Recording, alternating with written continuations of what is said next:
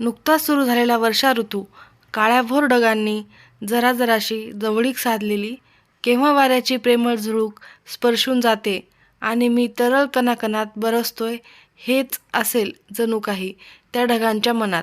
उन्हाळ वारा हसत हसतच स्पर्शून गेला. आपल्या सख्याला त्यानेही अलगद कवेत घेतलं. तिला एवढी उन्हाळ असूनही बरसला तो मुक्तपणे. आपल्या प्रेयसी संगे अशा मुक्तपणे बरसणाऱ्या त्या प्रियकराच्या संगे अजून खूपशा प्रेमळ कहाण्या तयार होतात, बरसतात आणि साक्षीला असतो हा बरसणारा प्रियकर आणि त्याची उन्हाळ चंचल प्रेयसी. त्या रात्री असाच हा बरसत होता. कुणाचं भान नव्हतं याला. बस तिच्या प्रेमात वाहून जायचं माहीत होतं त्याला. अशाच त्या रात्री तीही चालली होती रस्त्याने, एकटी बिचारी. हॉस्टेल रूमपासून कॉलेज तसं खूप लांब. एक्स्ट्रा क्लासेसमुळे हिला एकटीला उशीर व्हायचा रूमवर जायला. याआधी हा बरसणारा वेडा प्रियकर नव्हता, त्यामुळे कितीही वाजता निघालं, थोडा उशीर झाला तरी चालायचं. आता याचं आगमन झाल्यामुळे बस सगळी कामं आपल्या जागी पडून राहायची. तसं तिलाही हा बरसणारा प्रियकर खूप आवडायचा. जवळ छत्री असली तरीही मुद्दामून ती बॅगमध्येच ठेवायची, कारण त्याचा स्पर्श व्हायचा ना तिला. अंगावर थेंब पडताच अंग शहारून जायचं. जसं खूप दिवसांनी भेटला प्रियकर आपल्या प्रेयसीला ओढून आपल्या बाहुपाशात घेत असे, तसं अशी ती निघाली होती. ती मुग्धा. नावाप्रमाणेच नाजूक, गोरीपान, गोड, कोणालाही पहिल्या भेटीत आवडेल अशी, आपलंसं करेल अशी ती गोड मुग्धा. त्या रात्री निघाली होती ती एकटीच, त्या बरसणाऱ्या प्रेमात न्हात. आपल्याच धुंदीत मदमस्त होत. जशी कोणी हरिणीच आहे जी निघालीये स्वैरपणे आपली कस्तुरी उधळत. त्या पावसात चिंब भिजलेली आपल्याच नादात होती मुग्धा. अचानक थांबली. तिला हालचाल जाणवली काहीतरी. तिला माहीत होतं या धुंद मंद चिंब भिजणाऱ्या पावसात कोणीतरी तिचा पाठलाग करतंय, कोणीतरी तिच्यावर लक्ष ठेवून आहे, हे ती जाणून होती. फक्त ती या क्षणाची वाट बघत होती की ती पाठलाग करणारी, लक्ष ठेवणारी जी कोणी व्यक्ती आहे ती स्वतःहून समोर यावी. 3-4 दिवस झाले मुग्धा वाट बघत होती.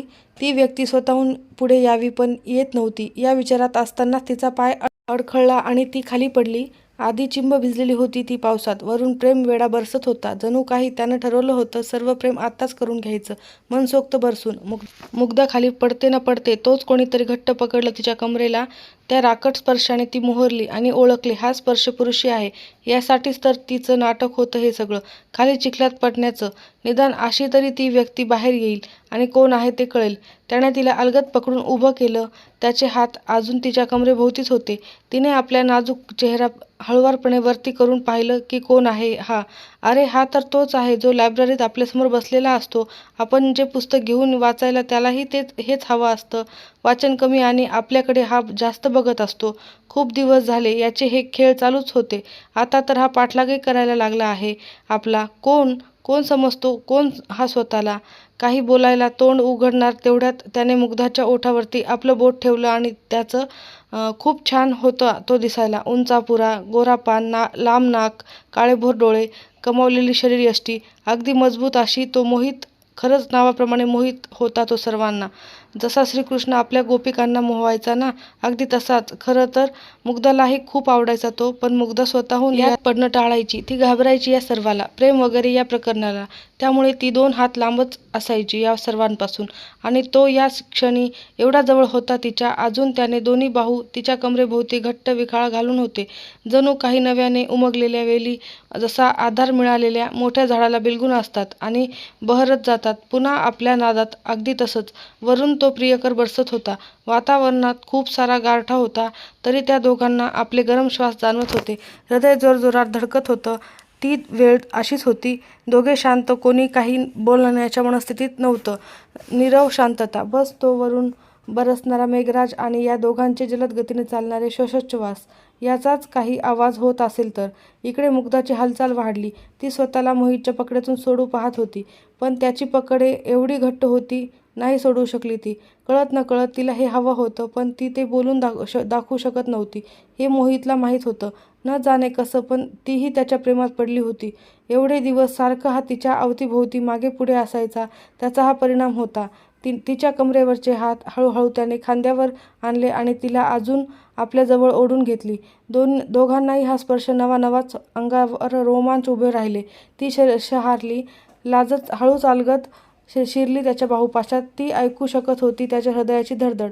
तिची अवस्था अशीच काही होती. त्याने हळुवारपणे तिचा कोमल चेहरा वरती केला. नजर तिची लाजत होती अजून. बघायलाही तयार नव्हती ती त्याच्याकडे. त्या बरसणाऱ्या वेड्या प्रियकराच्या पाण्याचे थेंब हलकेच चेहऱ्यावरून ओघळत होते तिच्या. त्यांना बघून हा अधिकच मोहित झाला. हळूच बोलला, वरती बघ मुग्धा, नको लाजू. असं प्रेम नाही माझं जे तुला अर्ध्यावरती सोडून जाईल. पूर्ण जन्माची साथ हवीये मला तुझी. देशील मला साथ तू? होशील का तू माझा उन्हाळ चंचल वारा? मग मीही बरसेन वेड्यासारखा तुझ्या प्रेमात. क्षणभर थांबली मुग्धा आणि मोहितकडे बघत हळूच मान हलवली. होकार दिला तिने मोहितला. मोहित आनंदाने जोरजोरात ओरडू लागला. हे बघ बरसणारे मेघा, आता मीही एकटा नाहीये. माझ्याकडेही एक अवखळ वारा आहे. बरसून घे तू बेभान आणि हो साक्षी आमच्या प्रेमाचा. असं म्हणत त्याने आपले ओठ मुग्धाच्या ओठावरती टेकवले. ती शहारली, बावरली आणि मोहितवरती तिची पकड अजून घट्ट झाली. दोघेही धुंद होते एकमेकाच्या नशेत. नजरेत नजर, गरम श्वास, ओठात ओठ, हातात हात, कधीही न सुटण्यासाठी. आणि वरून बरसणारा तो जसं काही अमृतवर्षा करत होता. मोहित मुग्धाच्या प्रेमावर बेधुंद बरसत होता. आज साक्षीदार होता ना तो अजून कोणाच्या तरी सुरेख प्रेमाचा.